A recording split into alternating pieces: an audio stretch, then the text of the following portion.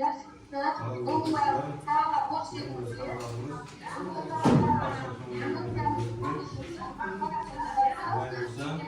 біздің тақырыбымыз мен және менің отбасым деген.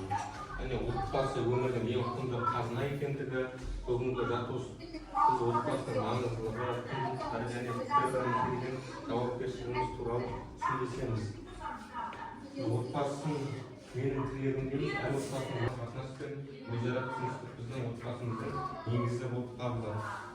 Енді осы отбасыға байланысты барлығымыз орнымыздан тұрып, жүрекпен жүрекке әрқайсымыз өзіміздің отбасымыз туралы жылы лебіздерімізді білдіреміз. Ал енді кімнен бастаймыз?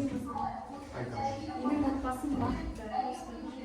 Менің отбасым мейірімді. Benim odbasım tatlı.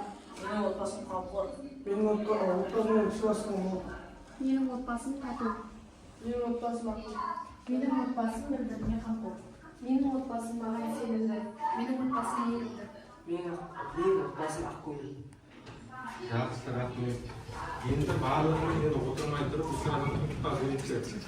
Енді осы арада қағаз қиындылары бар, соларды таңдап, әрқайсымыз тобымызды анықтаймыз. Яғни осы қағаз қиындыларды мақал жапсырылған. Сол мақалды табу арқылы бір топ, екінші мақал табу арқылы екінші топ болып жайғасамыз. Ал таңдай қойыңыздар.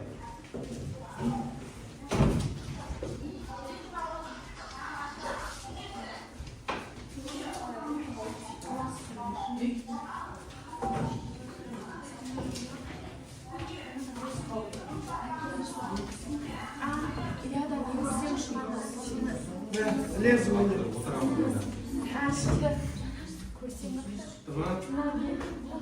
Райымбек, Маржан, Назерке, Амандық, Бекнұр, Бақытбек бір топ болып орналастыңдар ма? Яғни сіздердің мақалдарыңыз қандай болды? Яғни ұядан не көрсең ұшқанда соны дерсің. Яғни әке шырағы тобы. Ал екінші топ?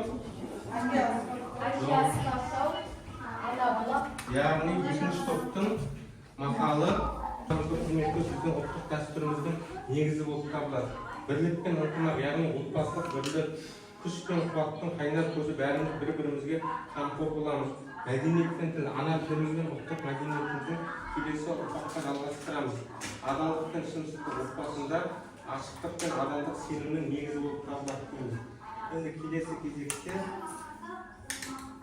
бейнеге берсек.